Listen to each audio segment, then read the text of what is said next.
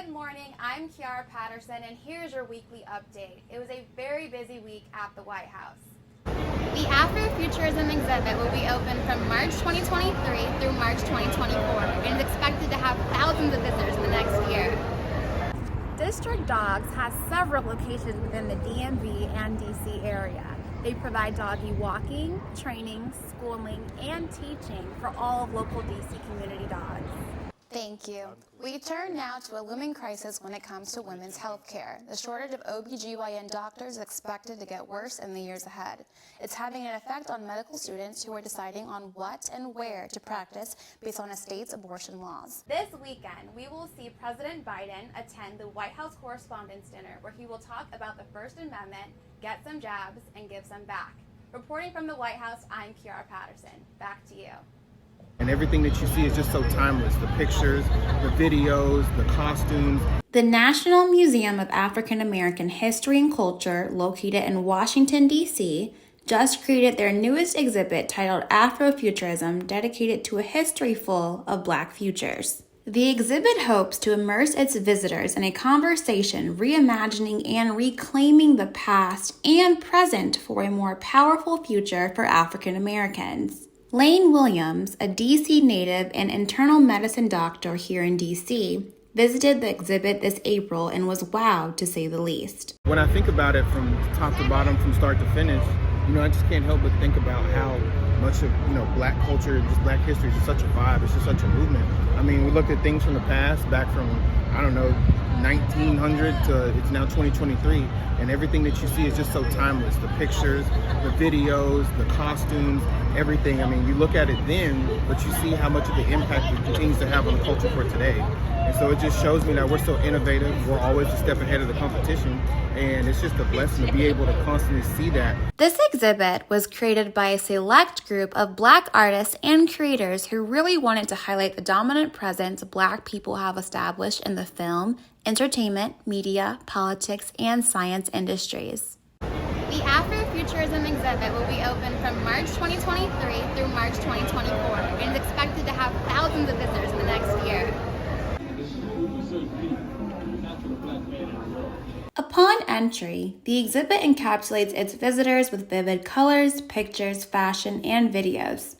Ed Flanagan works at the National Museum of African American History and Culture and explains that this exhibit is important to show that African Americans have a future in STEM. Also the Black Panther costume, to make it look like we are trying to cater to the younger folks to get them interested in the STEM part of that also. For more information, you can visit the National Museum of African American History and Culture.com.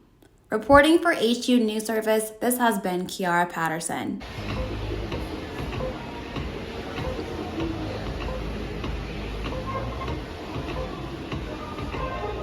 We've got about 200 dogs that are going to be crawling all throughout Navy Yard. We've got 7 amazing bars that are participating. On Saturday, March 18th, one day after the internationally celebrated St. Patrick's Day, District Dogs hosted their first ever St. Patty's Day bar crawl. This event attracted hundreds of dogs and their owners to the lively Navy Yard in Washington, D.C., near the U.S. Capitol. Alexis Canty, manager of the District Dogs Navy Yard location and host of the event, explains that this St. Patty's Day bar crawl was one for the books. Today we're at our St. Patty's Day pub crawl. We've got about 200 dogs that are crawling all over Navy Yard today with their owners. It's an event that's sold out for us. We've never done it before, so we got a really amazing response from our community that they wanted to do something like this and really just make, bar crawls aren't necessarily a very dog-friendly event, so we wanted to provide an option for all of our clients and our dog owners to do so, and really just help bring a lot of awareness to all of the amazing venues here in Navy Yard that are dog-friendly, dog-supportive. They've got pup cups, treats, and anyone who's participating today gets special deals that are associated with the wristband, so it's very exciting. District Dogs was established in 2014 by owner Jacob Hensley, who sought to create a safe space for dogs within the DMV community. District Dogs has several locations within the DMV and DC area. They provide doggy walking, training, schooling, and teaching for all of local DC community dogs. District Dog's St. Patty's Day event also drew in dog photographer Andrea Passanon, who worked the event for free. I also partner with various rescues, so we donate 10% of our proceeds to local rescues. So it's a really great cause, and this event turned out amazing, so all for the pups. Even though St. Patty's Day comes once a year, you can support your local district dogs more by going to districtdogs.com. I'm Kiara Patterson, reporting for Howard University. Most of the shootings you hear about, they're not adults, they're juveniles.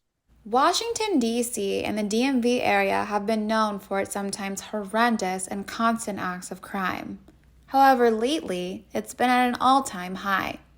According to police officer Felix Martinez Sanchez, who works in both the DMV and D.C. area, juveniles are responsible for over 2/3 of these criminal offenses. So you can't legitimately believe that a juvenile knows what they're doing. Now, that's not to say that we're going to use this as an excuse, because there's a lot of juveniles out there shooting people, and we're not going to act like that's not the truth. Don't believe me, go to D.C. and let me know how that goes for you. Juvenile delinquency in D.C. is crazy. It's absolutely absurd right now. Most of the shootings you hear about, they're not adults, they're juveniles. So we can't fully blame them, but there is some blame to them. They kind of understand what they're doing, right? But it is really social learning. This comes from society. This comes from their upbringing. Officer Martinez takes a holistic approach when dealing with crime from juvenile delinquents, similar to native D.C. resident Oberlin Sharp, who's lived in the area for over 20 years. He believes the justice system isn't always reliable or fair, especially towards Black people. I don't feel like they can achieve much. And I said, why don't you feel like, I've asked this from high school kids and stuff. And then they said, why? I said, why don't you feel like it? I said, Barack Obama's been president now. They said, this, that, and other things ain't changed. And so for things to change, the government can't give the people the money. They got to learn to earn it. But the government's not sending that message to these Black people. White people are getting it, they don't care, but Black people got to learn that they got to earn it. The government can't just have social programs and pull them out of poverty. Social programs ain't pulling nobody out of poverty. Even with crime rising on the home front, different people a part of the DC and DMV community have unique perspectives on how to stop it. I'm Kiara Patterson, reporting for Howard University.